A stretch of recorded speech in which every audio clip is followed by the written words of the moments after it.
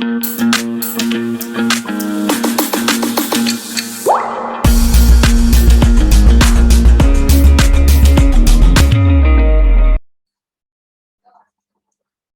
we will discuss guiding values of Indian Constitution. अब ये जो guiding values of Indian constitution chapter है, आपने एक वर्ड सुना होगा कॉन्स्टिट्यूशन में, प्रियम्बल। इसको guiding values of Indian constitution बोल लो या फिर प्रियम्बल बोल लो, एक ही बात है।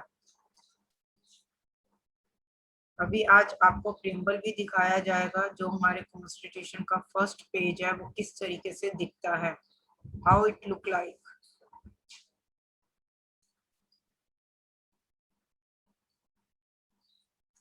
Well, we can understand the Constitution of India through two ways. हम दो तरीके से अपने Constitution को जो है समझ सकते हैं। By reading the views of some of major leaders on Constitution, या तो हम कुछ मेजर लीडर्स जो हैं उनके व्यूज को जो है रीड आउट करें। संकेत Rana, right it down in chat box. अभी तो कुछ भी नहीं हुआ।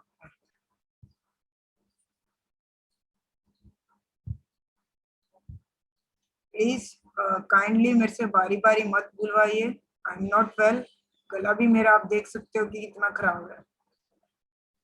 Right it down in chat box.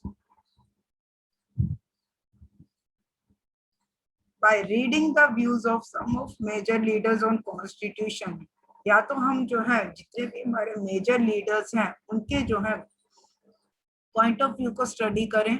इस तरीके से हम एक अपने कॉन्स्टिट्यूशन को समझ सकते हैं। दूसरा तरीका, by understanding what the constitution says about its own philosophy, यानी कि जो कॉन्स्टिट्यूशन है, जो संविधान है, वो अपनी फिलोसफी के बारे में क्या बोल रहा है। अब ये फिलोसफी क्या होता है?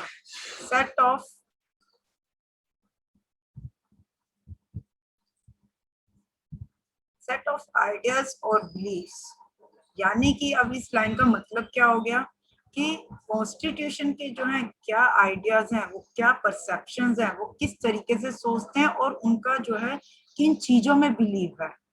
दो चीजों को, अगर हमने इनको दो चीजों को समझ लिया तो हम अपने कॉन्स्टिट्यूशन को जो है इजीली अंडरस्टैंड कर सकते हैं। एक मेजर लीडर्स के पॉइंट ऑफ व्यू को स्टडी करके, दूसरा जो हमारा कॉन्स्टिट्यूशन है वो जो है अपनी फिलोसफी के बारे में क्या चीज कह रहा है। Now will study the first one, the dreams and the promises of major leaders. जितने भी मेजर लीडर्स हैं उनके क्या ड्रीम्स हैं, क्या प्रोमिसेस हैं।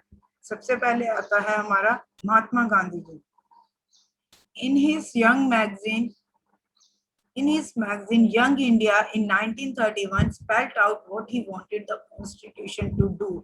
अब इन्होंने अपनी एक मैगजीन यंग इंडिया में 1931 में बताया था कि ये किस तरीके का जो है कॉन्स्टिट्यूशन चाहते हैं। The first point, this constitution protects us from slavery. जो ये कॉन्स्टिट्यूशन है वो हमें जो है गुलाम होने से बचाता है। Next, poor people can raise their voices or their voices can be heard. जितने भी गरीब लोग हैं उनकी वॉइसेस को, अगर हमारा कॉन्स्टिट्यूशन आता है तो वहां पर जो है उनकी वॉइसेस को, उनकी आवाजों को जो है सुना जाएगा। उनकी जो भी प्रॉब्लम्स हैं वो सुनी जाएंगी। नेक्स्ट आता है, curse of untouchability will abolish. यानी कि जो अनटचेबिलिटी हमारे देश में प्रिवेल करती थी सबसे ज्यादा बिफोर इंडिपेंडेंस, जो है अनटचेबिलिटी हमारे कंट्री में सबसे ज्यादा होती थी। अनटचेबिलिटी होती है छुआछूत, यानी कि लोअर कास्ट, अपर कास्ट, ये सारी की सारी चीज जो है खत्म हो जाएगी, क्योंकि हमारा जब कॉन्स्टिट्यूशन आएगा वो पूरे के पूरे देशवासियों के लिए सेम होगा। जितने भी इंडियन सिटीजन्स हैं उन सबके लिए बराबर होगा।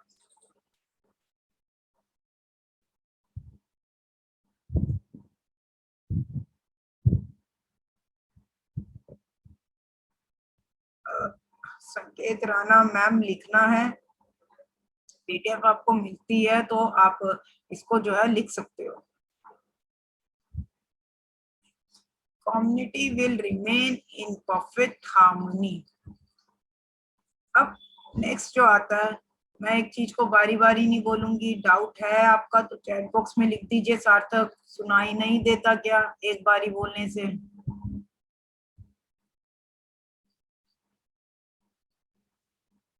अब वो कह रहे हैं गांधी जी अपनी यंग इंडिया मैगजीन में, हमारी जो कम्युनिटी है यानी कि हम जितने भी लोग हैं परफेक्ट हार्मनी में, परफेक्ट हार्मनी होता है मिलजुल कर रहेंगे, आपस में इकट्ठे होकर जो है रहेंगे अगर हमारा कॉन्स्टिट्यूशन आता है। क्योंकि अगर सबके लिए वो सेम होगा तो इससे क्या होगा कि हमारे देशवासियों के बीच में जो है एक जो है भाईचारा बढ़ेगा, एक जो है मिलजुल के रहेंगे। जब लोगों को पता होगा ना कि लोग सबके लिए बराबर हैं, तो उनको ये नहीं होगा कि इस जाति के लिए ज्यादा है या उसके लिए ज्यादा है, तो उनको ये होगा कि हम सबने मिलजुल के रहना है। Same rights for man and women which means women should be equal to man. अब जो मैन और वुमेन है उनके लिए जो राइट्स जो हैं इक्वल होंगे, विच मीन्स जो वुमेन जो है उसको भी इक्वल कंसीडर करा जाएगा। अगर उनको कोई इशू आता है तो वो अपने आप को प्रोटेक्ट कर सकती हैं।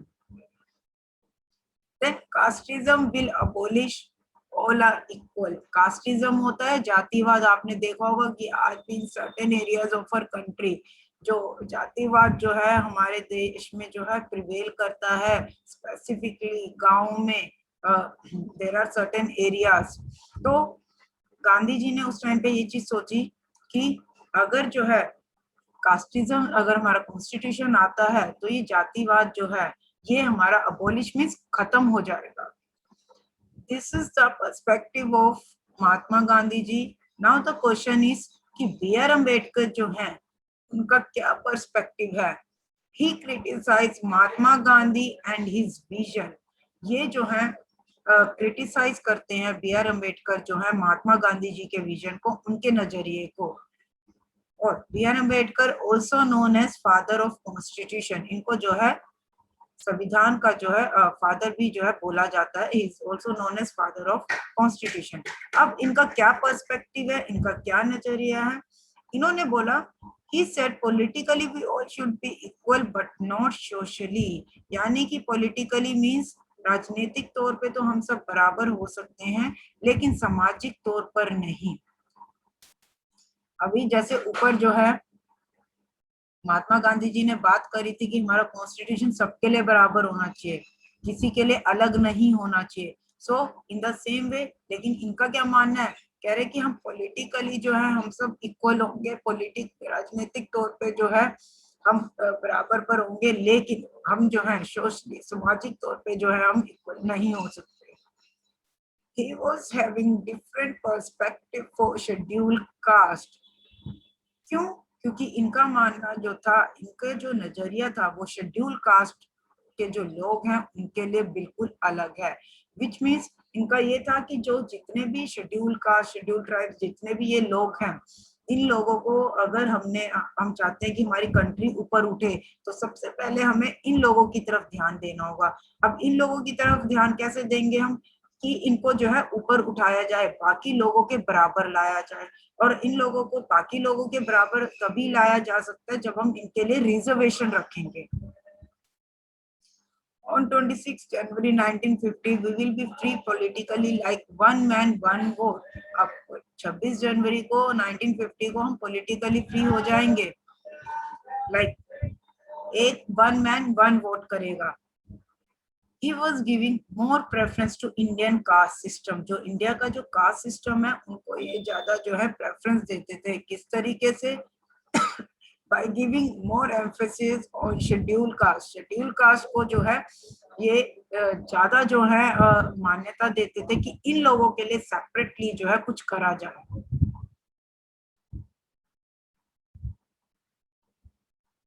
Okay Utkarsh.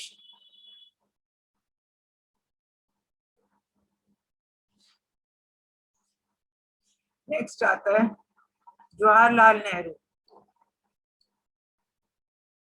He gave speech on midnight of August 15, 1947। He stated when the word sleep। अब जवाहरलाल नेहरू जी का क्या पर्सपेक्टिव है कॉन्स्टिट्यूशन को लेके? He gave speech on midnight of 15 August 1947। He stated when the word sleep India will awake to life and freedom। जब पूरा का पूरा वर्ड सो रहा होगा, उस टाइम पर इंडिया जो है जाग रहा होगा किस चीज के लिए, लाइफ, जिंदगी के लिए, फ्रीडम के लिए।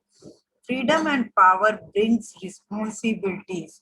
अब इनके अकॉर्डिंग क्या है, अगर हमें आजादी मिलती है, फ्रीडम, और अगर हमारे हाथ में पावर आती तो हमारे ऊपर क्या आ जाएंगी, वो एक रिस्पॉन्सिबिलिटीज जो है हमारे ऊपर लेके आएंगी।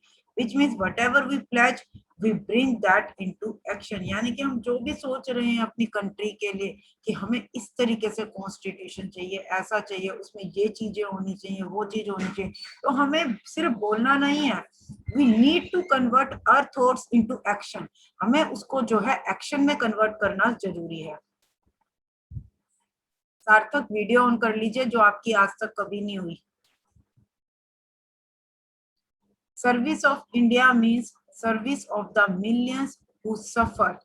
अब इंडिया की अगर हम सर्विस कर रहे हैं तो इनका क्या मान है जवाहरलाल नेहरू जी का, यानी कि हम उन मिलियन लोगों की सर्विस कर रहे हैं जो कि सफर कर रहे हैं पॉवर्टी से, डिजीज से, इनइक्वालिटी से। यानी कि जो भी लोग गरीबी से जो है जूझ रहे हैं, जितने भी लोग जो है डिजीज से जूझ रहे हैं, या जिनके साथ भी इनइक्वालिटी हो रही है, तो यानी कि जब तक कि हम इन मिलियंस लोगों की तकलीफों को दूर नहीं कर देते तब तक जो है हमारे कॉन्स्टिट्यूशन का कोई फायदा नहीं। यानी कि हमारा कॉन्स्टिट्यूशन इस तरीके से होना चाहिए कि ये सारी चीजें जो है खत्म होनी चाहिए।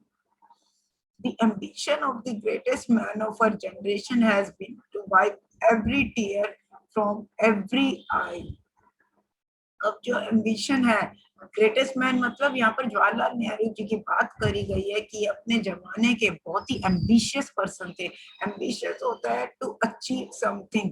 जैसे आप लोगों का एम्बिशन है कि आपने RIMC क्लियर करना है, सो ऐसे ही इनका एक एम्बिशन था कि ये किस तरीके से चाहते थे कि जितने भी देशवासी हैं उनके जो है आंखों से जो है आंसू जो है जब तक कि खत्म नहीं हो जाते फ्रॉम एवरी आई, हर आई से, इस तरीके का हमारा कॉन्स्टिट्यूशन होना चाहिए। उनका सपना था कि किसी की भी आंख में आंसू ना रहे, इस तरीके से हमारा कॉन्स्टिट्यूशन होना चाहिए। अब हमने जितने भी मेजर लीडर्स हैं उनके पर्सपेक्टिव स्टडी कर लिए। नाउ सेकंड पॉइंट था हमारा फिलोसफी। अब कॉन्स्टिट्यूशन किन चीजों के बारे में सोचता है, उनके क्या आइडियाज है, उनके क्या बिलीव्स है। Values that inspired and guided the freedom struggle. अब जिन भी वैल्यूज ने हमें इंस्पायर करा, हमें गाइड करा जब हम स्ट्रगल कर रहे थे फ्रीडम पाने के लिए, were in turn nurtured by it from the foundation of India's democracy। अब इन्हीं वैल्यूज ने जो है हमें आगे जो है एक फाउंडेशन, इंडिया के डेमोक्रेसी की एक नींव रखी गई। यानी कि जनतंत्र की इन वैल्यूज ने जो है जो भी वैल्यूज ने हमें इंस्पायर करा, जो भी गाइडेंस जो है हमें मिली जब हम स्ट्रगल कर रहे थे, तो इन्होंने एक नींव रखी किस चीज की, इंडिया की डेमोक्रेसी की। अब यहाँ पर एक चीज है, वैल्यूज की बात हो रही है, अभी ये वैल्यूज मैं आपको दिखाऊंगी, प्रियम्बल में लिखी हुई है ये values. These values are embedded in the preamble of Indian Constitution। अब ये जो वैल्यूज हैं ये हमारे भारत के संविधान में जो है लिखी गई हैं, प्रियम्बल में लिखी गई हैं basically. They guide all the articles of Indian Constitution। हमारे जो इंडियन कॉन्स्टिट्यूशन के आर्टिकल्स हैं उनको जो है ये गाइड कर रही हैं। The Constitution begins with a short statement of its basic values। अब हमारा जो कॉन्स्टिट्यूशन की बिगिनिंग होती है, जो स्टार्टिंग हो रही है, वो किस चीज से हो रही है, एक शॉर्ट स्टेटमेंट से हो रही है, और उसी को ही जो है प्रियम्बल जो है कहा जाता है। इफ वी टेक और अभी ये प्रियम्बल की जो हम बात कर रहे हैं, इस चीज की हमने इंस्पिरेशन जो है वो कहाँ से ली है। प्रियांशु ने पूछा है ma'am what is democracy. Democracy होता है जनतंत्र, लोकतंत्र, जहाँ पर कि पीपल ऑफ सिटीजन, हम लोग जो है सुप्रीम है, यानी कि हम इंडियंस के द्वारा जो है अपने रिप्रेजेंटेटिव चूज करे जाते हैं, उसे एक डेमोक्रेटिक कंट्री बोला जाता है, उसे हमें डेमोक्रेसी बोला जाता है।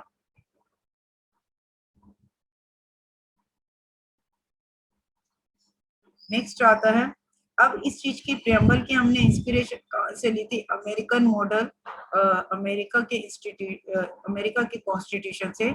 Most countries in the contemporary world have chosen to begin their constitution with a preamble।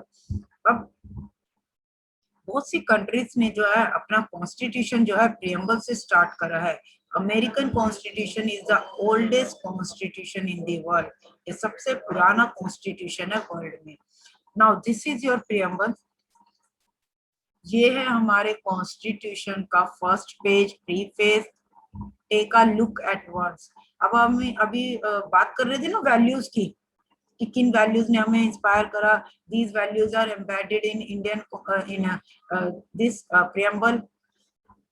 यही वैल्यूज इन्होंने लिखी हुई, we the people of India, sovereign, democratic republic, justice, liberty, इन वैल्यूज की बात कर रहे हैं और यही वैल्यूज अब हम आगे पढ़ेंगे। लास्ट में एक लाइन लिखी है, in constituent assembly this 26th day of November 1949, 26 नवंबर 1949 को जो है हमने जो है इसको अडॉप्ट करा था और हमने जो है ये कॉन्स्टिट्यूशन जो है अपने आप को दिया था। पूरा वीडियो देखने के लिए और लेटेस्ट एग्जाम अपडेट्स जानने के लिए डाउनलोड करें कैरियर डिफेंस स्कूल का एंड्रॉयड ऐप।